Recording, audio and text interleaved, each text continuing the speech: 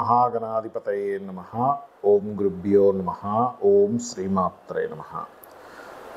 పరమేశ్వర స్వరూపమైనటువంటి జ్యోతిష, వాస్తు మరియు ఇతర అనేకమైనటువంటి శాస్త్రములను మనకు అందించినటువంటి మహర్షులకి నమస్కారం. హయగ్రీవ హయగ్రీవ హయగ్రీవేతి యో వదేత్తస్య నిస్సరతే వాణి జనుకన్యా ప్రవాహవత్. అరుణాం కరుణాతరంగితాక్షీం ధృతపాశాంకుశపుష్పబాణచాపాం అనిమాదిభిరావృతాం మయూకైః అహమిత్యేవ విభావయే భవానీం. శ్రీమాత్రే నమః. ప్రేక్షకులకి లలితాంబిక అమ్మవారి యొక్క అనుగ్రహం పరిపూర్ణంగా కలగాలని మనస్ఫూర్తిగా కోరుకుంటూ మనం ఈరోజు చెప్పుకోబోయేటువంటి టాపిక్ చాలామందికి చూసినట్లయితే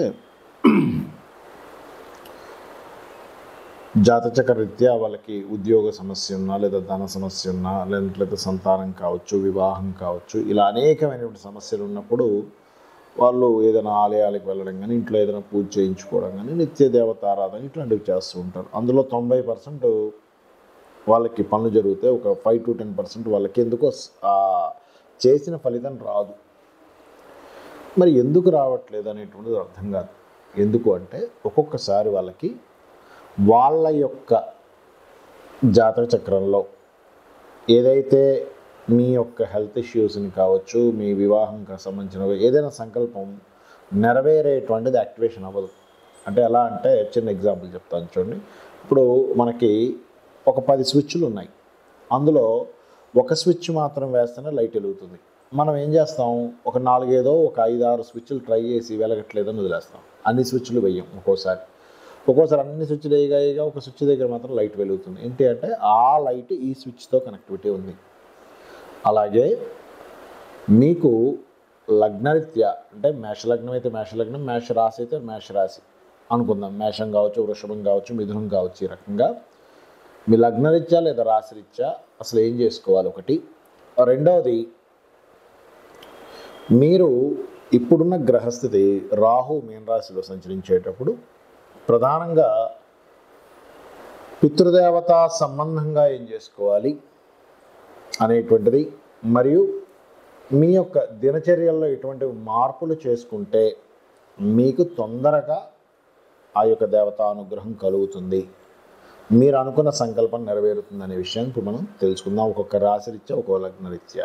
సింహలగ్నము, సింహరాశి. సింహం వారికి కనుక చూసుకున్నట్లయితే ప్రధానంగా సింహం అంటేనే యూనిక్నెస్ అనేటువంటిది ఉంటుంది.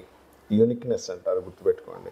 కాబట్టి ఆ యొక్క యూనిక్నెస్ ఏదైతే ఉందో సింహం వారికి ఉంటుంది. అయితే మీకు మీ రాశిలో లేదా మీ లగ్నంలో ఉన్నటువంటి కాంబినేషన్స్ని కనుక చూసుకున్నట్లయితే ప్రధానంగా గుర్తుపెట్టుకోండి, మీకు లగ్నం తెలుసు, లగ్నం నుంచి వెళ్ళండి. లేదా లగ్నం తెలియదండి, కేవలం మాకు రాశి తెలుసు, అందులో నక్షత్రాలు తెలుసు అనుకునేటువంటి వారు మఖా నక్షత్రంలో కనుక జన్మించారు. సింహంలో మఖా, పుబ్బ అండ్ ఉత్తర ఉంటాయి. ఉత్తర పాల్గొని అని కూడా అంటూ ఉంటారు, పూర్వ పాల్గొని అని కూడా అంటూ ఉంటారు పుబ్బాని. అయితే మఖాలో జన్మించారు అంటే మీరు గణపతిని ఎక్కువగా ఆరాధించండి. సూర్యుడిని చూస్తూ గణపతిని ఆరాధించండి, ఇంకా మీకు పీస్ఫుల్గా ఉంటుంది మీ మైండ్. అదేవిధంగా పుబ్బా నక్షత్రంలో జన్మించారు అంటే కనుక అమ్మవారి ఆరాధన ఎక్కువగా చేయండి, సూర్యభగవాను చూస్తూ. ఉత్తరా నక్షత్రంలో జన్మించారంటే సూర్యుడిని చూస్తూ సూర్యుడినే ఎక్కువగా ఆరాధించండి. ఇది డబల్ అంటే ఏంటి, నక్షత్రాధిపతి రవవుతాడు, రాస్యాధిపతి కూడా రవవుతాడు. సో ఎప్పుడైతే ఈ రకంగా ఉందో ఇది మీకు చాలా చక్కటి ఫలితాలను ఇస్తుంది, ఇది గుర్తుపెట్టుకోండి. అలాగే మరొక విషయం ఏంటంటే ఇక్కడ చూసుకున్నట్లయితే ఈ యొక్క మఖా నక్షత్రం వారు మరియు అదేవిధంగా చూసుకున్నట్లయితే ఈ మఖా పుబ్బ ఉత్తర వాళ్ళు ఇది చేస్తూ మీరు ఎక్కువగా చేయవలసిన సాధన ఏమిటి, దత్తాత్రేయుడి యొక్క ఆరాధన. అదేవిధంగా మీ యొక్క పంచమ స్థానంలో అంటే ధనస్సులో ఉండేటువంటి గ్రహ సంబంధించింది ఏదైతే ఉందో ఆ యొక్క ఆరాధన మీరు ఎంత చేస్తారో, ఆ గ్రహ సంబంధంగా ఎవరైతే చేస్తుంటారో మీకు మరింత అద్భుతమైనటువంటి ఫలితాలు పెరుగుతుంటాయి. అంటే ఏంటి, పంచమంలో ఏ గ్రహం ఉందో చూసుకోండి. సింహం నుంచి పంచమంలో ఏదైతే గ్రహం ఉందో ఆ గ్రహం దగ్గర దీపారాధన చేయండి. అదేవిధంగా సింహం దగ్గర పంచమంతో పాటు అంటే గ్రహంతో పాటు ఇంకేదైనా మీకు ఒక్కోసారి ఎట్లా ఉంటుందంటే గ్రహాలు ఉంటాయి, ఆ పంచమాధిపతి గురువు వెళ్ళి ఇంకేదైనా గ్రహంతో కలుస్తారు, అప్పుడు కూడా ఆ గ్రహాన్ని కూడా చేసుకోవచ్చు. అంటే ఎందుకంటే ఇవన్నీ మీ పంచమం యాక్టివేషన్ అవ్వాలి. ఫస్ట్ మీ రుణము, రోగము, శత్రుత్వాలు పెరుగుతున్నాయంటే పంచమం యాక్టివేషన్ అవ్వాలి. దీంతోపాటు మీరు గురువారాలు ప్రత్యేకంగా ఇప్పుడున్న గ్రహస్థితి రీత్యా గురురాశిలో రాహు ఉన్నాడు కాబట్టి గురువారాలు గనక లేదా అమావాస్య నాడు సర్వసాధారణంగా మనం స్వయం పాకం ఇస్తూ ఉంటాం, కానీ గురువారాలు కూడా ఇచ్చినట్లయితే మరింత మంచి ఫలితాలు ఉంటాయి. ముఖ్యంగా పితృదేవతలకి మీ మీ యొక్క దీని పరంగా ఎందుకు ఇప్పుడున్న గ్రహస్థితి వల్ల చెప్తున్నాను నేను మీకు. అదేవిధంగా మరొకటి ఏంటంటే ఇక్కడ మీరు కొన్ని పాటించాలి. ఏమిటది అంటే ఎవరైనా మీకు దగ్గరలో మీకు ఉదాహరణకి స్త్రీ సంతానం ఉంటే ఇంకా అదృష్టవంతులు, అందులో సందేహం లేదు. ఏది సింహలగ్నం వారు స్త్రీ సంతానం లేదు, బై మిస్టేక్ ఒక్కోసారి మీకు ఏదైనా మిస్క్యారేజ్ అయ్యింది స్త్రీలై, అప్పుడు కూడా చాలా మటుకు మీ పూర్వజన్మ కర్మ తగ్గినట్టే, అంటే ఆ బాధ పడ్డందుకు. అలా లేదండి మాకు స్త్రీ సంతానం లేదు పురుష సంతానమే ఉంది అంటే మీ రిలేషన్స్లో మీ చుట్టాల్లో మీ యొక్క బంధువర్గంలో ఎవరికైనా స్త్రీ సంతానం ఉంటే వాళ్ళకి ఎప్పటికప్పుడు ఏదో ఒకటి కొనిచ్చి ఆ పిల్లల్ని ఆనందింపజేయండి. ఖచ్చితంగా మీకు మీ పూర్వజన్మ కర్మ అనేటువంటిది తొలగుతుంది. అయితే ఇప్పుడు నేను చెప్పినటువంటిది ఏదైతే ఉందో ఇవి కొన్ని నిర్దిష్టమైనటువంటి కొన్ని విధి విధానాలు పెట్టుకొని ఉపాసన చేయాలి. ఏమిటది అంటే ఒకటి, పాయింట్ నెంబర్ 1, మీ యొక్క ఉపాసన ఏదైతే ఉందో రెగ్యులర్గా చేయండి. గుర్తుపెట్టుకోండి, రోజు చేయాలి ఒకటి.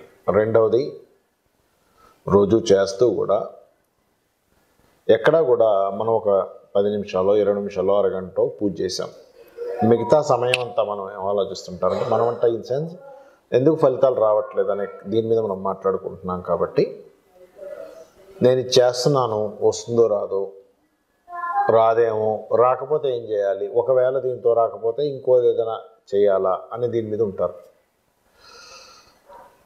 అది ఒక రకంగా భగవంతుడు కనుక మీకు మనసులో మైండ్లో ఆలోచన కలిగించి అదే పరమేశ్వరుడు ఇంకొక రూపంలో ఉన్న దానికి తీసుకెళ్తాడు, అది వేరు.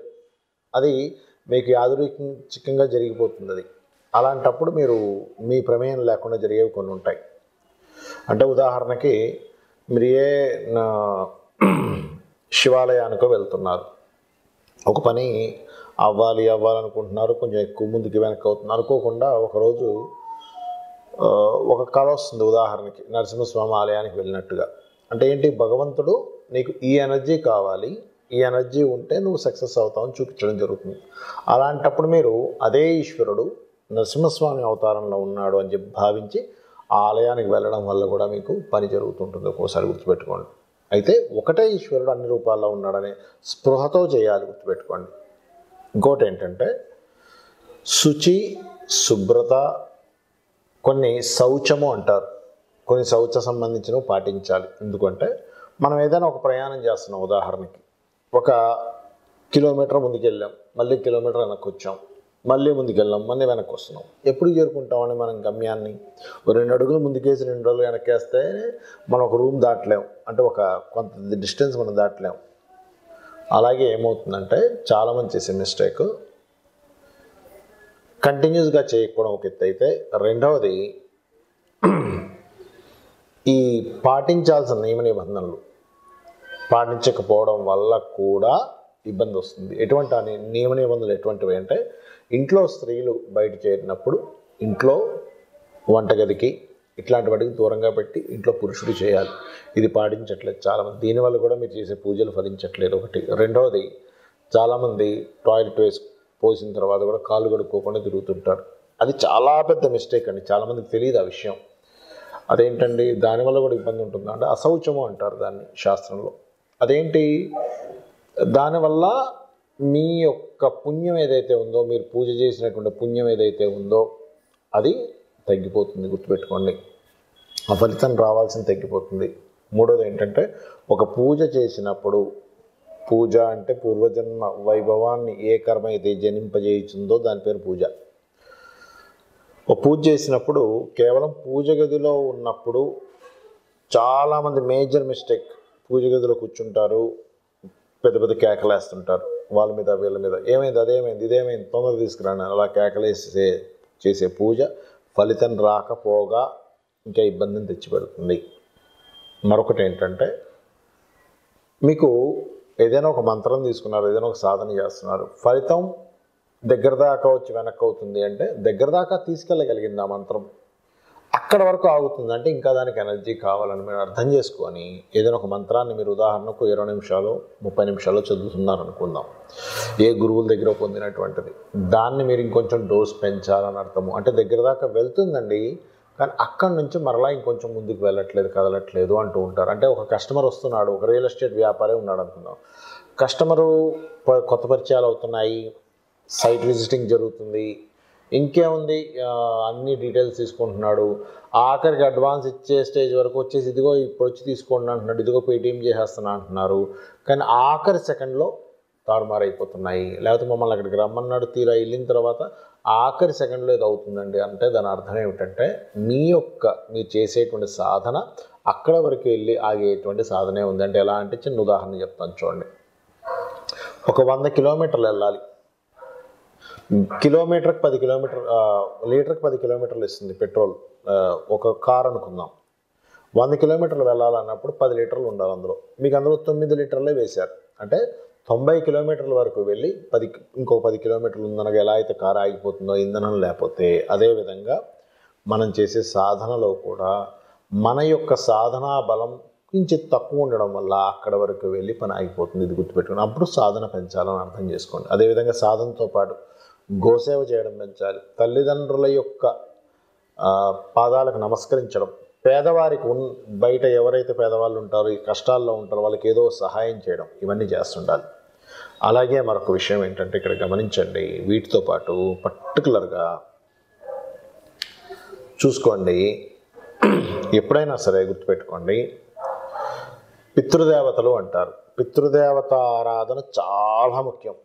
అందులోనే ఇప్పుడు మీనరాశిలో రాహు యొక్క సంచారం, అంటే గురు రాశిలో రాహు యొక్క సంచారం మరింత ఎక్కువగా చేయాలి. ఈ మీనరాశిలో రాహు ఉన్నప్పుడు ముఖ్యంగా పితృదేవత ఆరాధన, దుర్గా ఆరాధన మీరు ఎంత చేస్తే, మీరు చేసే పూజకి పితృదేవత ఆరాధన కనుక కనెక్ట్ అవ్వకపోతే కూడా పనులవు. ఎలా అయితే మనకి చూడండి నెగిటివ్ పాజిటివ్ ఇవి ఉంటాయి, ఏది మన కరెంట్ ఫ్లో అవ్వాలంటే కూడా నెగిటివ్ ఫేస్ పాజిటివ్ ఫేస్ అంటారు. ఆ రెండు కనెక్ట్ అయితేనే మనకు పవర్ ఎలా అయితే వస్తుందో, బల్బ్ ఎలా అయితే వెలుగుతుందో, ఒక ఎలక్ట్రానిక్ వస్తువు ఎలా అయితే యాక్టివేట్ అవుతుందో, అదేవిధంగా అది ఎలా పనిచేస్తుందో మన లైఫ్లో కూడా దేవత పితృదేవత ఇద్దరు అనుగ్రహం ఉండాలి. అప్పుడే మన లైఫ్స్ అద్భుతంగా ఉంటాయి. కాబట్టి ఇది మీరు తెలుసుకొని చేస్తారని చెప్పి మనస్ఫూర్తిగా కోరుకుంటూ ఇంకొక విషయం చెప్పి నేను మీకు ముగిస్తాను.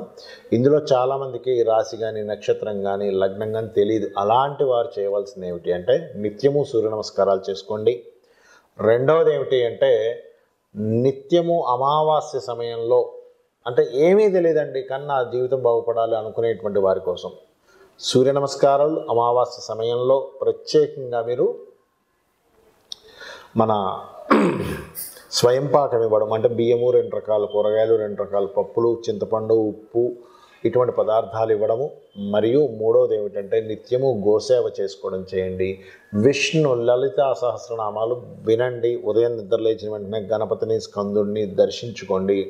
చూసి మీ లైఫ్, మీ గ్రహస్థితి ఎలా ఉన్నా, ఏది ఎలా ఉన్నా, ఎటువంటి వాస్తు ఇంట్లో ఉంటున్నా, అంటే ఒక్కోసారి వాస్తు బాగోపోయినా ఉండాల్సిన పరిస్థితులు వస్తాయి. ఒక్కోసారి అక్కడి నుంచి బయటపడలేరు, ఒక మంచి ఇంట్లోకి వెళ్ళాలంటే వెళ్ళలేరు. అలా ఉన్నా కూడా మిమ్మల్ని ఖచ్చితంగా ఆ యొక్క అమ్మవారు, ఆ యొక్క భగవత్ స్వరూపం శక్తి ఏదైతుందో మిమ్మల్ని బయటపడేస్తుంది. శ్రీమాత్రే నమః.